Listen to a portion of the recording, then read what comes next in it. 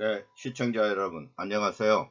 네, 트로브TV 방송을 시작하도록 하겠습니다. 오늘은 제 43화로서 달러와 위안화 중국 자본시장 전면 개방 1편을 여러분과 함께 살펴보도록 하겠습니다. 현재 세계 시장은 코로나19에 의해서 지금 모든 시장이 마치 정지된 것처럼 지금 움직이질 못하고 있습니다. 그러나 한편 이 중국은 1, 4분기를 끝내고 현재 4월 달부터는 본격적으로 시장이 움직이고 있습니다. 우리가 과거 작년 2019년만 해도 미국 시장이 나홀로 성장을 했던 것처럼 중국은 모든 걸 제치고 이제 모든 공장과 산업이 가동되기 시작했습니다. 그러한 측면에서 향후 시장은 미국과 중국 간의 이 패권 전쟁, 즉 달러와 위안화 간의 이 패권 전쟁이 본격화될 가능성이 매우 높다. 그러한 측면에서 이 본격적인 내용을 살펴보도록 하겠습니다. 트로브TV 방송입니다.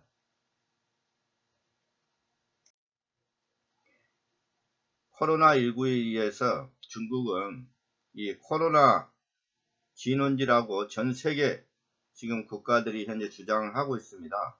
그래서 현재 2월달, 3월달이 정점을 찍고 거의 이제 지금은 종식이 되다시피 중국은 이루어졌었기 때문에 중국의 경제 성장률은 1분기가 거의 마이너스 6.2%를 현재 달성을 하고 2분기부터는 이 플러스로 이 GDP 성장률이 이제 정상적으로 가동이 될 거라고 현재 전부 다 그렇게 예측을 하고 있습니다. 그래서 그러한 측면에서 현재 어떻게 향후는 전개가 될 것인지 그러한 부분도 매우 중요합니다. 특히 그 미국 시장이 지금 현재 트럼프가 이제 코로나 정점을 찍고 산업활동을 재개하기를 리오픈을 하기를 정적적으로 원하고 있지만 아직까지도 그러한 어떤 코로나 영향이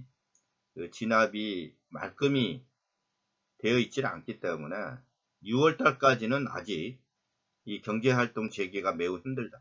그래서 실업률이 현재 지금 초기에는 뭐 300만, 400만 뭐 이렇게 예측을 했지만 지금은 거의 실업률이 2천만이 현재 실업률이 넘어가고 있습니다.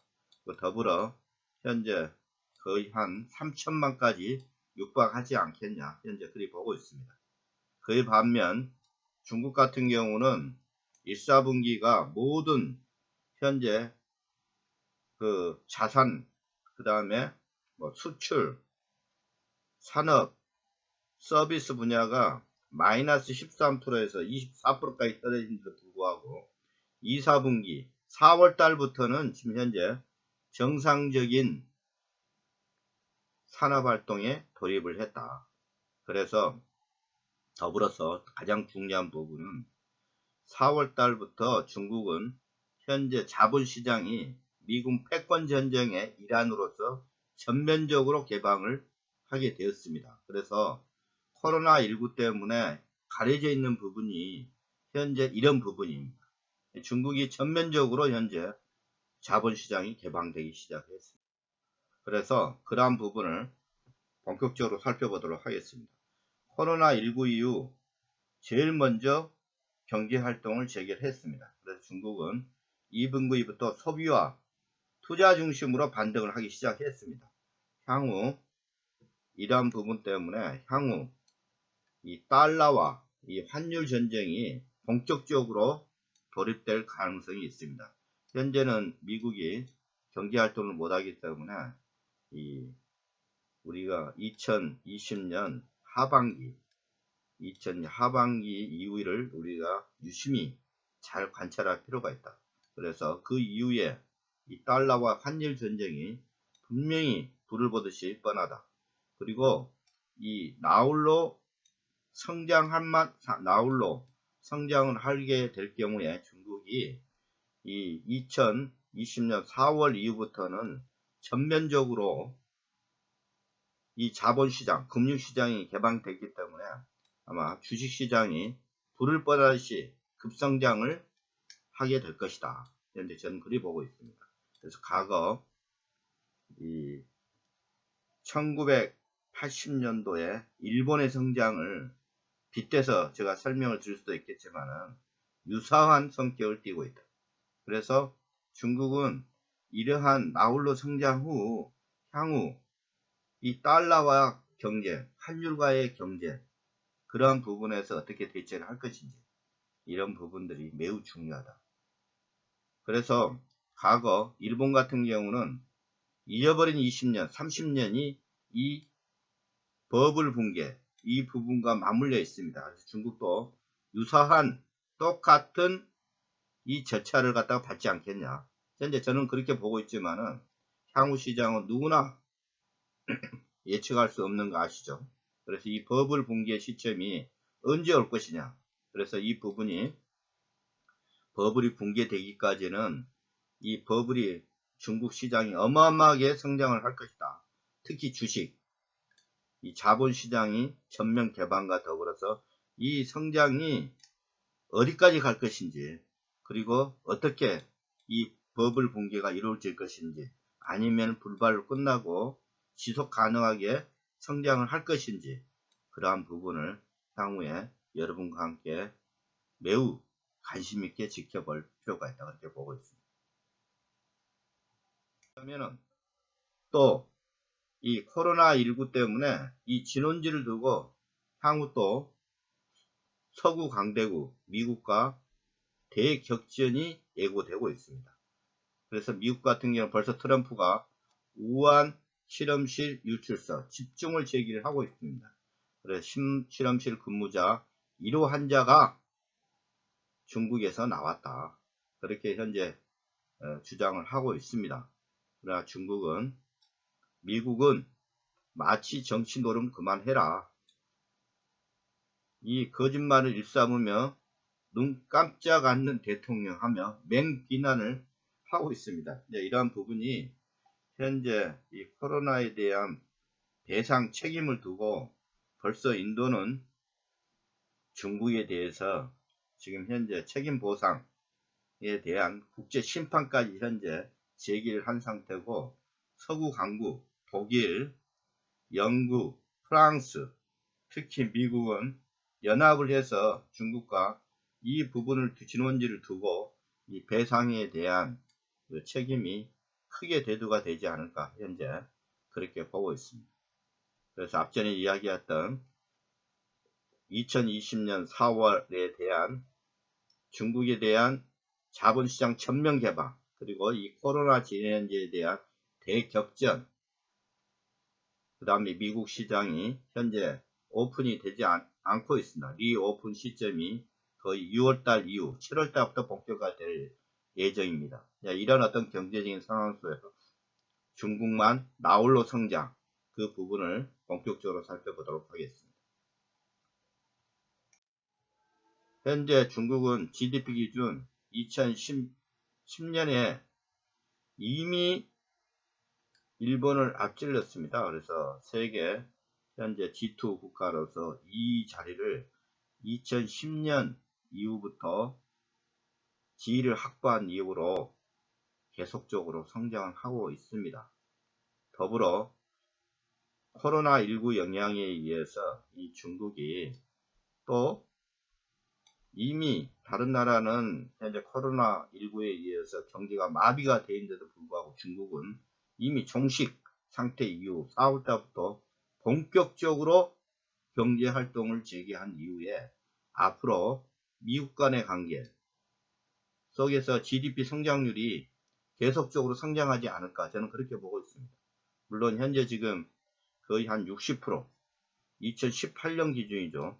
2018년 기준으로 한 60% 정도 차지를 하고 있지만은 향후에 현재 이 코로나19 때문에 미국이 현재 경제가 현재 멈춰 있지 않습니까? 타 국가도 마찬가지예요. 근데 중국이 나홀로 현재 경제 활동을 재개하고 또한 현재 4월 달부터 이 자본시장이 전면적으로 지금 오픈된 이후에 그에 따른 현재 여러가지 성장 요인, 자본시장에 대한 성장, 뭐 이런 부분이 맞물려서 GDP는 끊임없이 성장을 할 것이다.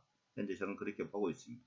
그러한 측면에서 달러와 위안화 간의 이 대격변, 우리가 이한 패권 싸움이라고 하죠. 이 패권 싸움이 어디로 진행이 될 것인지 그러한 부분이 매우 흥미진진합니다.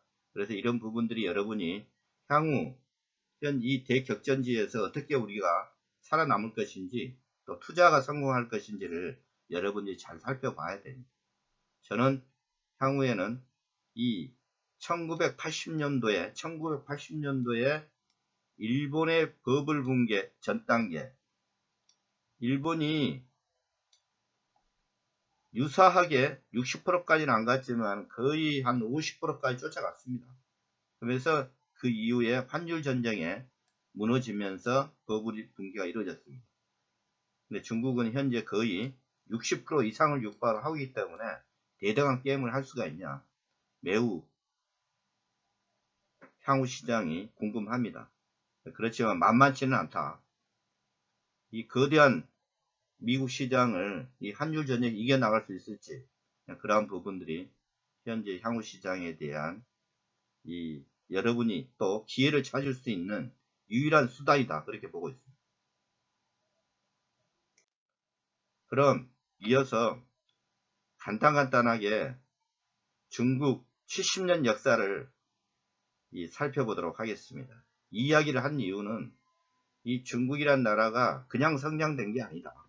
이 과거 70년이라는 이 경제 개발, 특히 이 사회주의 국가, 과연 이 자본주의 국가와 믹스를 시켜서 어떻게 성장을 이루었는지, 이런 부분들이 매우 중요합니다. 그래서 맹점은 무엇인지, 또 발전 가능성이 뭐가 있는지, 뭐 이런 부분들이 과거 역사 속에서 우리가 찾아볼 수 있지 않을까 그렇게 보고 있습니다. 그래서 1949년 이 마오쩌둥 둥소평은 1949년도에 이 중화인민공화국을 설립을 하게 됩니다. 그 전에 약 22년 동안 모태동은 지금 대마이죠. 이 국민당과 22년간의 이 대전투 싸움 속에서 승리를 하게 됩니다. 그래서 이 국민당은 대만으로 쫓겨나고 이 모태통이가 22년간의 홍위병을 앞세워서, 우리가 지금 이야기는 공산당이죠. 홍위병을 앞세워서 그 많은 전투 속을 승리를 이끌어서 49년도에 중화인민공화국을 설립을 하게 됩니다. 그래서 1기 모태동 시대에서는 대경제 발전을 하기 위한 여러가지 모색이 이루어집니다. 그게 이제 하나가 우리가 이야기하는 1966년에서 1976년 사이에 대약진 운동을 하게 됩니다. 이게 뭐다 그러면은 사회주의 국가가 이 현재 성장을 해야만이 이 공동으로 배분을 해서 이 경제활동을 해야 되지 않겠으면, 실험적으로는 어떤 그런 활동이 이 대약진 운동입니다. 그래서 이 농산물, 공산물을 공동으로 제작을 해서 나눠먹자. 이게 바로 대약진 운동. 이게서 거대한 실험에서 실패를 하게 됩니다. 그래서 1000만 이상이 죽게 되고 배고픔 속에서 허덕이면서 이 대약진 속에서 큰 실패의 어떤 교훈을 얻게 됩니다. 그 이후에 나오는 게, 이 부분을 무마하기 위해서 모태통이는 문화운동을 또 전개합니다. 그래서 그 문화운동을 통해 가지고 정신적인 중국의 지주, 이 공자 무덤까지 파는 아주 회개망측한 이 문화운동, 이 속에서 정신적인 중국이 수년간 쌓아왔던 이 정신적인 철학 자체가 또 붕괴가 됩니다. 그래서 중화인민공화국의 모태통은 많은 어떤 중국을 설립했던 많은 업적을 가짐에서도 불구하고 또 역사적인 반면 속에서는 이 경제라는 성장 속에서 보이지 않는 그림자를 또 안게 됩니다. 그래서 70년도에 더군다나 80년도 초에 학교를 다녔던 분들은 알다시피 그 당시에 중국은 인구가 8억이었습니다. 8억. 그래서 그 당시에 제가 기억이 남는 것은 중국의 8억인과의 대화, 중국의 떠오르는 햇볕, 중국 혁명사 이런 책들이 어마어마하게 팔렸습니다. 그래서 이런 어떤 역사를 가졌던 이 모태통 시대가 마감을 하고 이 등소평 강택민 시대가 열립니다. 그래서 이 1976년에 모태통이가 서거 후 죽고 나서 이 등소평 시대가 본격적으로 열립니다. 이 등소평은 이 서구에서 공부를 했던, 특히 프랑스에서 공부를 했기 때문에 이 사회주의 국가의 한계를 여실히 알았던 것이죠. 그래서 이 사회주의와 자본주의를 결합한 이 부분을 이 등소평이가 주장을 했습니다. 그래서 중국이 성장할 수 있는 근본적인 동력은 등소평에서 나왔다. 그래서 등소평은 1980년도부터 여러 가지 이 사회주의 플러스 자본주의 근간을 세울 수 있는 기본적인 철학을 내세우고 기본적인 산업화에 대한 물줄기를 잡습니다. 그러한 부분들이 이 등소평 시대다. 그렇게 여러분이 생각하시면 될 것 같습니다. 그리고 특히 등소평 시대에서는 이 산업 발전을 하기 위해서 이 특별한 이 산업 경제 발전 지역을 선정을 했었고, 특히 그게 이제 상하이, 선전 이런 부분이겠죠. 그렇지만은 이 또 문제점은 1988년도, 89년도 같은 경우는 이 사회주의 국가가 안고 있는 우리가 이해하는 민주주의에 대한 반항 이런 것 때문에 1989년도에 천안문 사건이 터집니다. 이 천안문 사건과 더불어서 등소평 시대가 저물고 이후에 강택민이 드디어 이 자본시장의 꽃을 피게 됩니다. 그래서 강택민 시대 같은 경우는 1989년도에 부터 이 여러가지 개발 활동을 본격화합니다. 그래서 1990년도에는 이 상하이 주식시장을 열리고 91년도에는 선전 이 주식시장을 오픈을 하게 됩니다. 또 더불어 이 시기에는 현재 97년 내서 1999년에는 또 이 시기에는 이 급격한 중국의 성장과 더불어서 아시아 시장이 커다란 이 재정 위기를 겪게 됩니다. 그래서 환율 전쟁이라든가 아시아의 위기 이런 부분을 겪으면서 심한 중국 시장도 요동을 치게 됩니다. 그러한 시대가 강택민 시대가 됐지 않느냐. 그래서 이 시기에 느꼈던 경제적인 지표가 향후에 현재 중국 시장이 전면 개방과 더불어서 유사한 이 과거로 회귀할 수 있는 똑같은 경험을 겪을 수 있는 시행착오를 겪냐 못하냐 이런 부분도 매우 중요한 관점 포인트가 되지 않을까 현재 그렇게 보고 있습니다. 그 이후에 본격적인 성장이 이루어진 이후에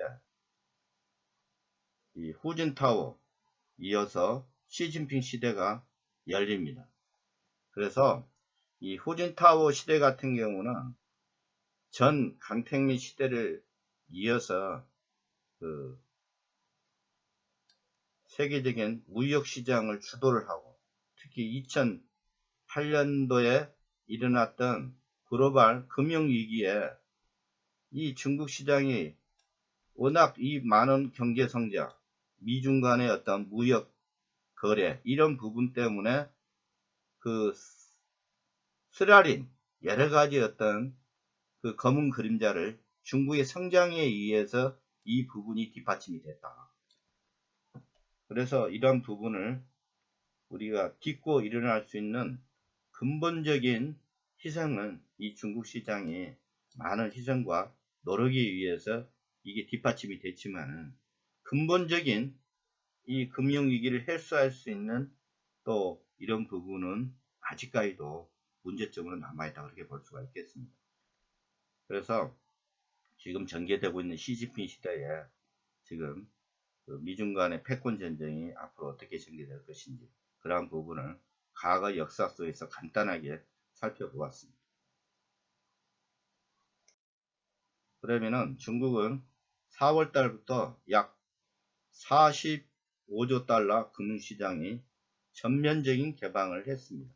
그래서 그러한 내용을 중국의 금융 개방 조치에 대한 내용을 살펴본다 그러면은 현재 2018년 이후부터 개방 시장을 위해서 중국 같은 경우 내국은행, 특히 중국에서 시행되고 있는 분행과 자은행에 대한 동시 설립을 허용을 했습니다. 그래서 전면적인 외자 유치를 독려를 하는 것은 이제 문제 없이 예전 같으면 홍콩을 통해서 이렇게 자본 유치가 됐지만은 이제는 전면적으로 상해라든가 공국을 통해서 이 자금 투자가 가능한 것으로 알고 있습니다.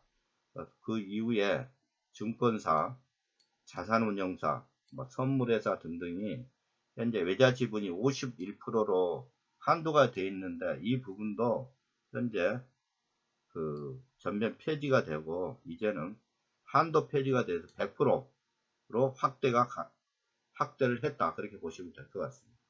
그리고 합작 증권사에 대한 중국 파트너에 대해서 여러 가지 조건이 엄청 많았습니다.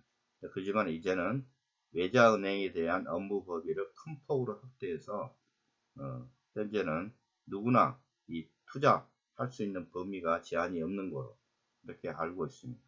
그리고 후광통, 성강통이 5월 1일부터 특히 이제 투자 한도가 후광통 같은 경우는 이제 우리가 이야기하면은 상해와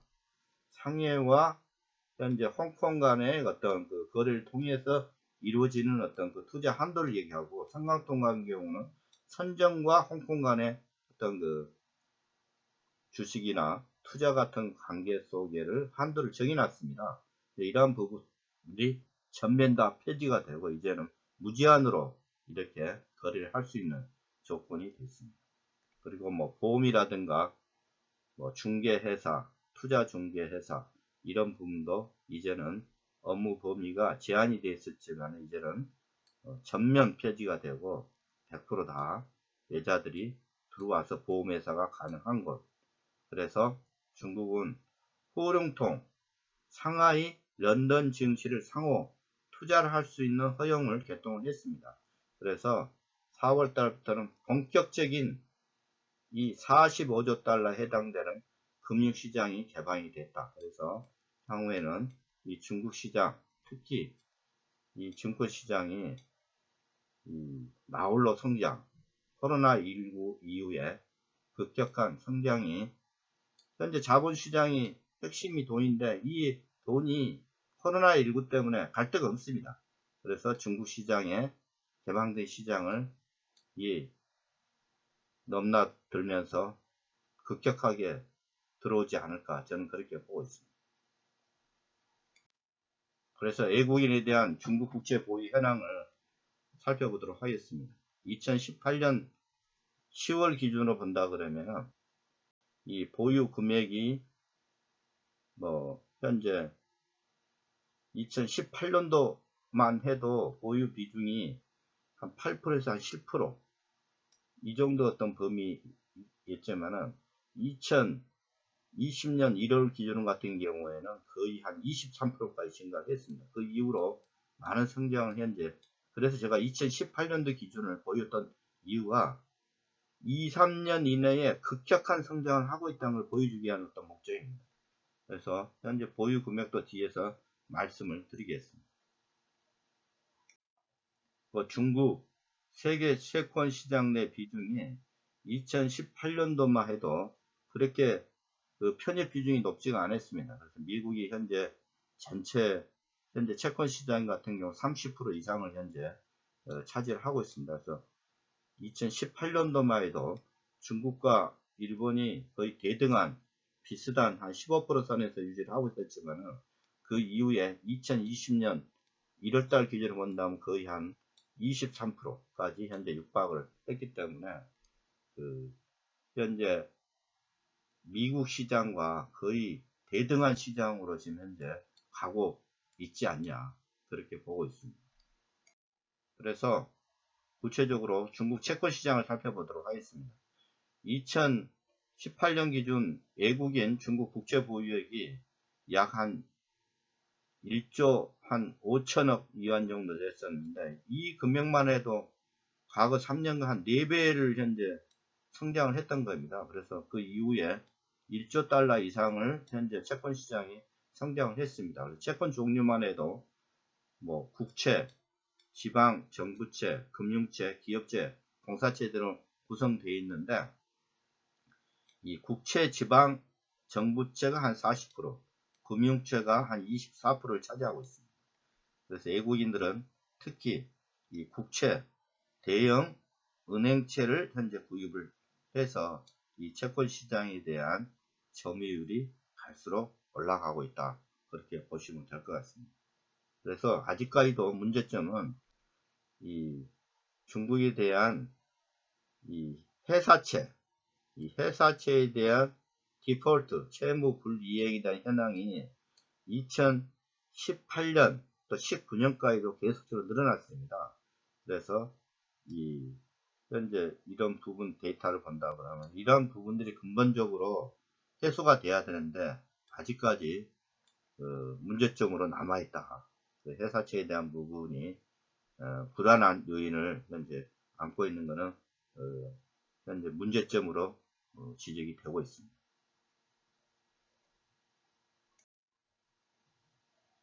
그래서 이 코로나19 무풍지대 중국 채권 시장에 대한 글로벌 묵시돈이 현재 중국으로 들어가고 있습니다. 그래서 위안화 자산은 분산 투자의 주요 선택지로 현재 각광을 하고 있고 시장 참여 해외 기관 수가 계속적으로 증가되고 있을 뿐만 아니라 이 코로나19 이후에 이 경제 정상화에 중국은 유일하게 배팅을 하고 있다. 그래서 2020년 1월 기준 이 채권 시장에 대한 규모가 급격하게 늘었습니다. 100조 4천억 위안 정도로 세계 2위 채권 시장으로 이미 자리를 잡았습니다. 그래서 향후 이 중국은 그렇게 보고 있습니다. 개혁 개방 이후 40년간 이 중국 제조업이 세계를 바꿨다면 앞으로 이 중국 금융이 세계를 바꿀 것이다. 이렇게 하면서 호언장담을 하고 있습니다. 그렇지만은 이 중국 시장이 이 금융시장이 개방과 더불어 나홀로만 성장을 할 수 있을는지 더군다나 이 달러와의 환율 전쟁에 과연 이길 수 있을 것인지 이 버블이 어디까지 올라갈 것인지 그리고 향후에 이 버블이 어떻게 붕괴가 될 것인지 이 부분이 매우 중요합니다. 그래서 여러분들이 투자를 하신 분들은 향후에는 이 중국 금융시장이 끊임없이 당분간은 성장할 것이다. 배팅을 할 수 있는 가치가 있는 것인지 향후 계속적인 여러분에게 좋은 정보를 제공해 드리겠습니다. 그래서 향후 40년 이 중국 금융이 세계를 바꿀 것이다.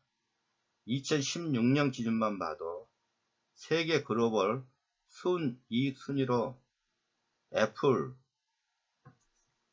그 다음에 구글, 미국 금융회사 JP모간, 웰스파고, 버크셔 해서웨이 등등 큰 중국 기업을 빼놓고는 전부 다 중국은행입니다. 이 공상은행, 건설은행, 농업은행, 중국은행이 거의 현재 2위에서 5위를 차지하고 있습니다. 이 부분들이 현재 금융 부분들이 앞으로 시장에서도 이 자본시장에 변함없이 가지 않겠냐, 저는 그렇게 보고 있습니다. 그리고 삼성전자가 현재 그나마 10위 정도를 차지하고 있는데, 이 싸움에서 앞으로 이 기업과 이 금융 간의 전쟁이 불보듯이 뻔하다, 그렇게 현재 향후 예측합니다. 그래서 마지막으로 이 미중 간 이 GDP 격차는 이 코로나 영향에 의해서 계속적으로 줄어들 것이다. 현재는 미국 간의 GDP 격차가 한 60%까지 따라오고 있지만은, 이 달러 약세가 특히 지금 현재 코로나 영향 때문에 미국 시장이 현재 크게 성장을 하기 위해서는 올해 하반기 2021년까지는 이 달러 약세가 유지가 돼야만이 현재 성장을 미국 시장이 회복을 할 수 있는 중요한 포인트가 이 달러 약세입니다. 이 달러 약세가 됐을 경우에 2021년 중반까지 지속된다고 가정한다 그러면은 이 미중 간의 GDP 격차는 거의 크게 줄어들 것이다. 이 그래프를 보신다 그러면 거의 80%까지도, 이 갭이 예전 60%에서 80%까지 또 육박할 것이다, 그렇게 보고 있습니다.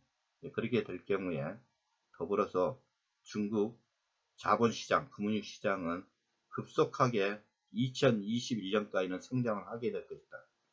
그 이후에 환율 전제, 이 버블 붕괴, 여러가지 요소를 어떻게 해석할 것인 것은 2편에 여러분과 함께 살펴보도록 하겠습니다. 그러면은 여러분의 많은 도움이 되셨다 그러면은 구독 버튼, 좋아요 부탁드리겠습니다. 네, 감사합니다.